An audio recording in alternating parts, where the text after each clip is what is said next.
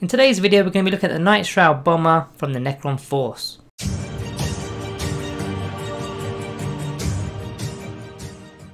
Hello, welcome to the channel. So continuing on with our Forgeworld reviews for the Necron Force. Can't say Necron Codex anymore because they're not in the Codex. These will be coming from the Imperial Armour Compendium book. That's where you'll find your Forgeworld models. But before we begin with our review, we're going to be doing our shout out of the day, going to Aaron Barton. He's asked us to explore some spammy tactics. Those kind of ideas are on the list and we will be doing them at some point in the future. So the Night Shroud is coming in at 10 power level or 190 points for the model, and it's one of our flyer options. It's got the vehicle keyword as well as an aircraft, and it can fly. As for the datasheet, it goes between 20 and 50 inches, weapon skill 6+, ballistic skill 3+, strength 6, toughness 7, wounds 14, attacks 3, leadership 10 and a 3+ save. So slightly more wounds than a Night Scythe and a Doom Scythe. It also does have the degrading stat line, which will affect its movement, ballistic skill and the attacks. Also bear in mind that because it's an aircraft, you've got a minimum movement of 20 inches. And if you can't make that 20-inch movement, you've either got to fly off the board into strategic reserves, or the model will be destroyed. So you've got to make sure you're keeping tabs on your movement, make sure there's space. As for the abilities, living metal to regain a lost wound each turn,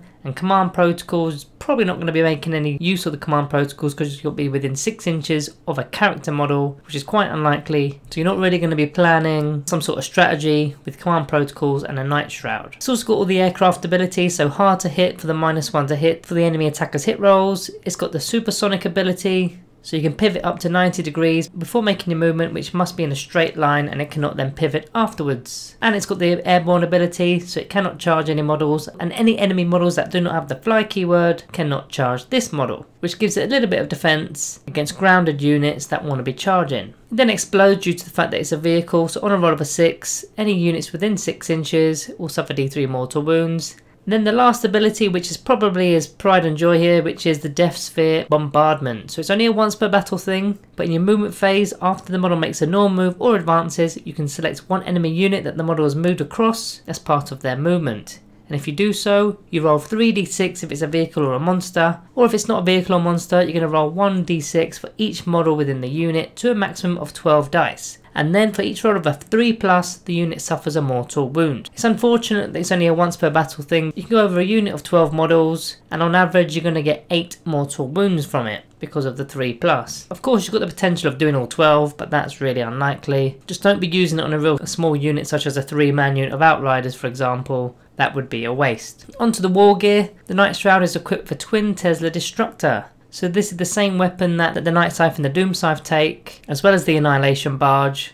36-inch range, heavy 10, strength 7, it's got no AP, 1 damage, and every unmodified hit roll of a 6 will score 2 additional hits. So if you're 10 shots, you should expect 10 hits once the 6s have all been returned. Strength 7 is a little bit too powerful for infantry models because they're normally toughness 5 at best. No AP means against the more elite units it's not really doing much, especially with only 1 damage as well. It can target vehicles that are toughness 7, toughness 6, but again it's only 1 damage, so it's kind of not really got a prime target. You could argue that toughness 3 models such as Drukhari models are a prime target, but it doesn't really need to be strength 7, strength 6 would have been more than enough. As for some stratagems that are available to the Night Shroud, you've got Stellar Alignment Protocol, which will be 1 command point, and it'll ensure that you're using your top profile for your datasheet, even if you have been bracketed because of damage. So you're hitting on full ballistic skill, as well as getting the full movement there. The attacks aren't really going to matter too much because it's not a melee vehicle. Then you've got Curse of the Pharaoh for 1 command point. If you're destroyed, you don't need to roll for it, you don't need to try and get a 6, you just automatically explode, which is really useful if you're surrounded by enemy models, throwing out mortal wounds. As for Codex Synergy, you've got to start with the Dynasty codes. The Mephit Dynasty code is probably the only one out of the generic options that I would use with this model, because you get an extra 3 inch to the range, making it a 39-inch range, and if you fire him within 20 inches, you're going to get an extra -1 AP with it. All the other generic options, such as the Sautek code, the Zerken code, the Novak code, none of them really go towards this kind of unit. If you're looking at actual units to synergize with this flyer, again there's not many options here. You can pick out the Technomancer and get the Canoptic Cloak for 5 points. Give him the fly keyword and a movement of 10 inches. He's not going to be able to keep up, but every now and then he may be able to heal your flyer D3 wounds, but I doubt that it's going to be happening every single turn. And likewise with the Chronomancer, he's not going to be able to keep up, but if you wanted to, you could put the Chronometron ability just to give him that invuln save. He's not got an invuln save, he's not got quantum shielding, So giving him an invuln save is something you could do, but again, it's not going to happen every battle round because they're not going to be next to each other. So it could be really tricksy and have two Chronomancers. The first one could be deployed next to the flyer, so in your own first turn you could be given the Chronometron ability right there. The second one could take the Arcana, the Dimensional Translocation, Deep Strike ability, so he can pop in anywhere on the board. So wherever your flyer wants to go at the end of turn 1, your Chronomancer can come into that same location turn 2 to give that invuln save. And then going back to the very first Chronomancer, he could have the Veil of Darkness relic and then try and find your flyer ready for turn 3. Now that's probably a bit too overkill, to be honest. It's the only real thing I can think of in terms of giving it an invuln save for half the battle. You've also got the Tryout Stalker with the targeting relay, just giving you the ability to reroll ones to hit with the Tesla weapon. So on to the summary today. So starting with the good. It's got a great movement characteristic of 50 inches, so you're covering virtually the entire board there with that movement.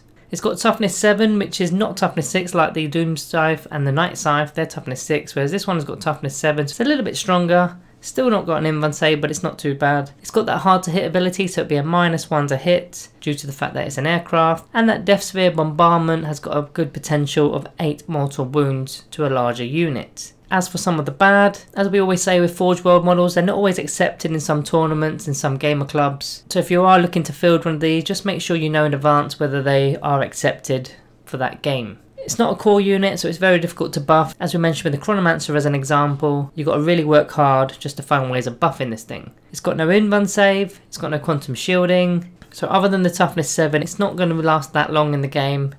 It's not got the option of hovering like in other factions. We've literally just done a review for the Stormspeeder Hellstrike within the Space Marine Codex, and that flyer has the option of hovering. Yes, it does lose the -1 to hit penalty, but then that movement isn't so restricted. It's of course got the degrading stat line which you have to penalise, and it can't score primary objectives due to the fact that it's an aircraft, which makes this model very expensive at 190 points. It's got no big gun like the Doom Scythe, and it's got no transport capabilities like the Night Scythe. And once you've actually used that bomb, the thing is pretty much useless. It's basically going to be like a Night Scythe once it's already delivered its payload. It's got nothing else to do other than fly around using its twin Tesla destructor, which isn't actually that great in the grand scheme of things. So on to the rating today. I'm not that impressed with this one if I'm honest. I'm going to be giving the Night Shroud a Planet 40k rating of 2 stars. So guys, what do you think about the rating? What are you giving it? Have you actually seen this thing in a game? Let me know your experiences with it. Did it do anything? How many mortal wounds did that bomb do? Let me know below. And remember, a random comment will be shouted out on the next Necron video. So guys, remember to smash the like button below and subscribe if you are new.